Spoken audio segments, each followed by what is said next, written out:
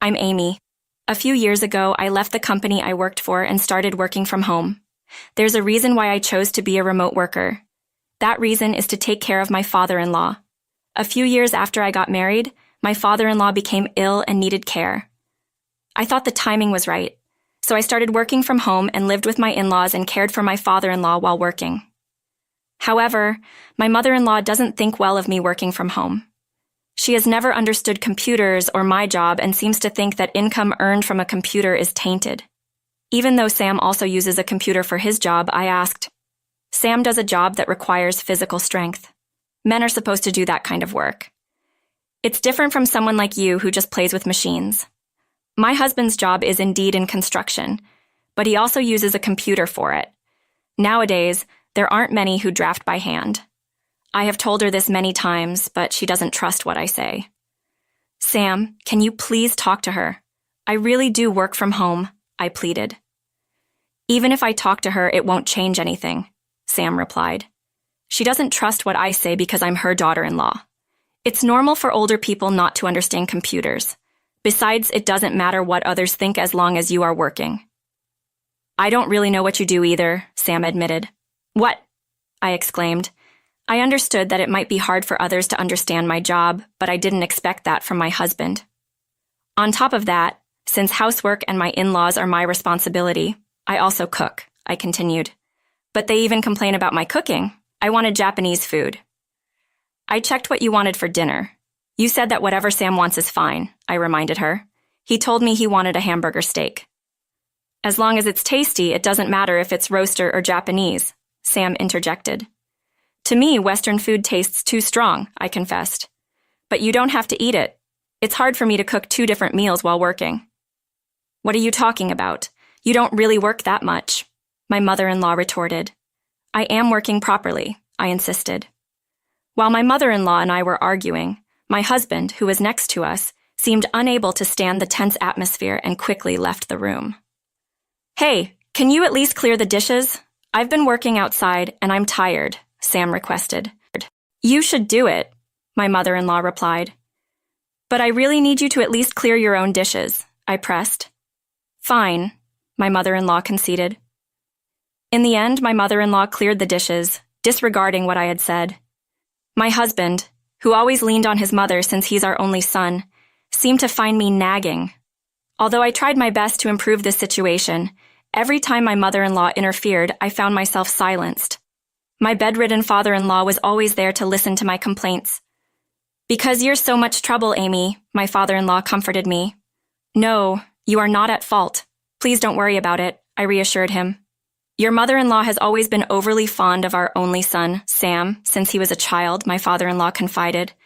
I tried to raise him strictly, but in the end, she pampered him too much. I thought it'd change after he started working, but he has reverted to his old ways after moving back home. With a sigh, he continued, I was fed up with the daily routine of caregiving at work, but talking to my father-in-law always made me feel better. Then one day, my beloved father-in-law passed away. Rather than feeling relieved from my duties, I was overwhelmed with grief and couldn't stop crying at the funeral. Why are you crying so much? My mother-in-law asked. Because I was the one who was always by his side, I sobbed. The way you put it, it's like I dumped all the care on you, my mother-in-law retorted. I wanted to tell her the truth, but as she angrily walked away to complain to relatives, the atmosphere turned against me. You shouldn't blame her too much. She's grieving too, my husband consoled me. I'm not blaming her at all, I replied. Didn't you say that you were the only one who took care of him and she had no right to grieve? My husband reminded me. I never said that, I defended myself. Look, her troubles are coming, but you should be more compassionate, my husband advised. Thank you. I'm old and can't do much, my father-in-law added. My mother-in-law, feigning tears, acted as if she was apologizing to me. Nodding at her behavior, I tried to leave, but my husband stood in my way. Aren't you being a bit harsh? Why do I have to be blamed? All I did was cry because I was sad about your father's passing, my husband argued. But Mom's not crying about Dad. She's crying because of how you treated her, I countered. That's why I've been explaining that I didn't say anything wrong, my husband explained. Even so, apologize. We are going to be living together from now on, he insisted. Upon hearing those words, I was greatly surprised. A healthy mother-in-law doesn't need someone else's assistance. Originally, the reason for us living together was because my father-in-law needed care. Now that he has passed away, there's no reason for us to continue living with my mother-in-law. I don't plan on continuing to live here like this, I asserted. Mom must feel lonely since Dad passed away. It's only right if we continue living together, my husband argued. What are you talking about? I never saw my mother-in-law as someone who would be so easily disheartened. If anything, she had the energy and spread to act and paint me as the bad guy during the ceremony. She should be fine living on her own, I countered. For now, I'm going to continue living with Mom. I have no plans of leaving, my husband stated firmly. Absolutely not, I countered firmly, but my husband wouldn't listen at all. Due to the hustle and bustle of the day, our conversation ended without resolution. However, I saw it with my own eyes, my mother-in-law smirking behind us as if she had won a great victory. A few days passed, and it was time to disclose my father-in-law's will. We will now disclose it, the lawyer announced. So they had prepared a will. They really thought things through, I thought to myself. Yes, the will states that the London house goes to Sam, half of the cash goes to Amy, and the remainder of the inheritance goes to the mother, the lawyer revealed. My mother-in-law seemed unhappy that I was included in the inheritance. She looked annoyed, but perhaps thinking it inappropriate to complain, she kept her peace. Well, Amy did take care of things after all, my husband remarked. Right. It's a gift from that since I got the London house. It's natural for us to live here, my mother-in-law added. Exactly. Even if it's an old house, it's still a home. I have the right to live here, so we can live together, my husband concluded. Is there anything else written in the will? I asked, aware of what was coming next. An important clause that concerned me, the lawyer confirmed. Yes, there is a stipulation that in exchange for giving half of the cash to Amy, she should not be burdened by the mother. However, whether to heed Amy's wishes is left to discretion. The lawyer explained. If it's written in that's real, we have to obey. You must leave, my mother-in-law declared, clapping her hands in glee. Even the lawyer seemed a bit taken aback by her behavior. What do you think, Sam? I asked, hoping for support. If it's written in the will, we have to obey, Sam replied. I see, I said, feeling defeated. It means a freeloader like you should leave. I knew you were just playing around without working, my mother-in-law accused. Yeah, we don't need a leech like you. I got the house, Mom got the inheritance. Maybe I should find a younger wife and remarry. That's a great idea. Find a new wife, not a useless one like her. I'm sure you can marry a much better woman. My in-laws seemed quite satisfied with their victory, yet there was a reality they hadn't recognized. More than being unaware, they probably just didn't know. Before that truth came out, I tried to be as subdued as possible. All right, as you've said, I'll get a divorce. Please sign here. I took out the divorce papers I had prepared in advance and handed them to my husband. Perfect timing since we have the lawyer here anyway. We don't need to split assets, right? I mean, I have to leave the house. Of course, you might feel sad, but remember, I've had to deal with a good-for-nothing this entire time. It's 6 of one, half a dozen of the other. That's okay with you too, right, Mom? Fine. I'm sorry for everything. I wish you happiness, Amy. My husband, not questioning why I had divorce papers ready, eagerly signed them. Holding back fake tears, I took the papers and said, Actually, I feel bad keeping this a secret. I had prepared to move out immediately. I shouldn't be a burden anymore. I then pulled out my packed luggage and bolted. Thank you for everything. I'll submit the divorce papers on my way home. Please take care of yourselves. Leaving behind a delighted mother-in-law and husband, I left their home. On the way, I submitted the divorce papers at the town hall. Thank you, father-in-law. I did it. I exclaimed with joy as I arrived at my own house. This was actually a new place I had rented myself. I had foreseen this scenario and prepared this place.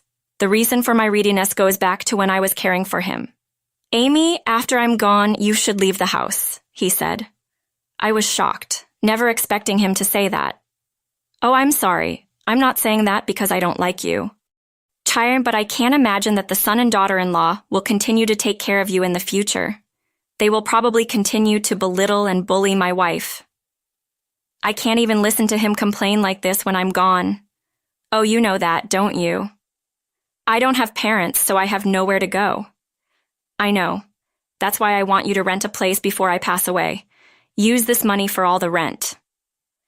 He showed me a bank book with my name as the account holder. I can't accept this. Even diligent. I might not have much left to give later, so let me give you this. Thank you. But I wonder if he will let me go. I'll handle the divorce. I know those too well. I'll write a will to mislead them. Mislead them? Yes.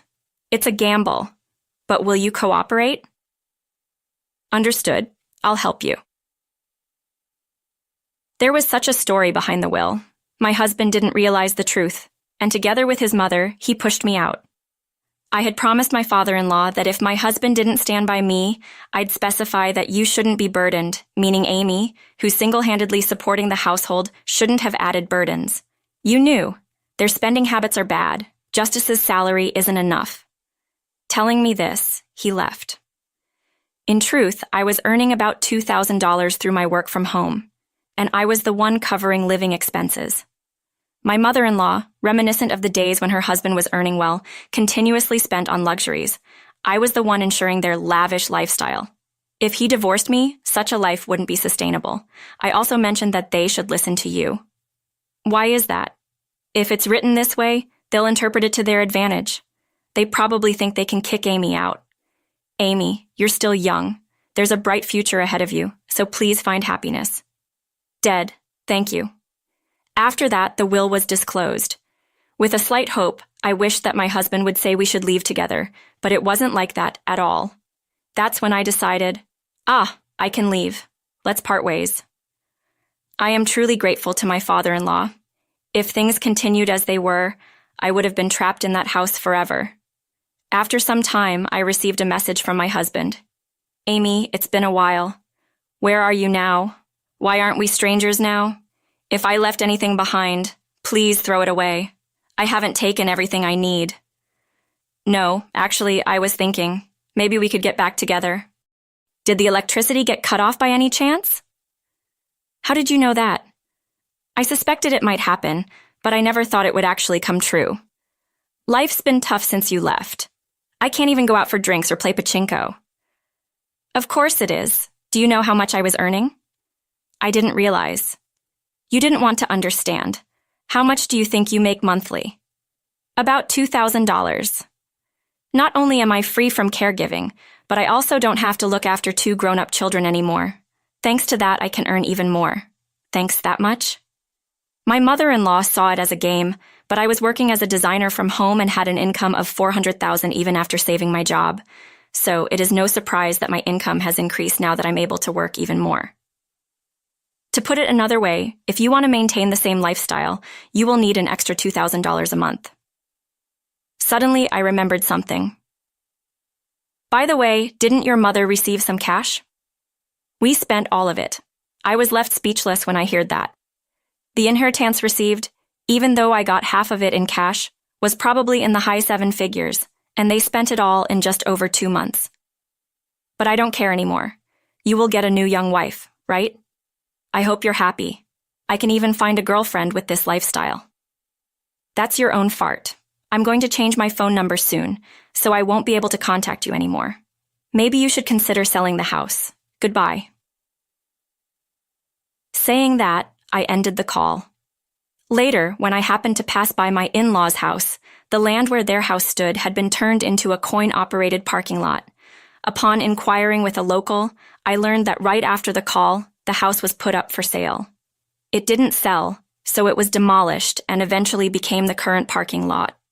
They probably had to sell the house due to financial difficulties. Feeling relieved that I won't have to see them again, but also a bit sad about the loss of the house, filled with memories with my father-in-law, I left the place. I believe, as my father-in-law said, that my future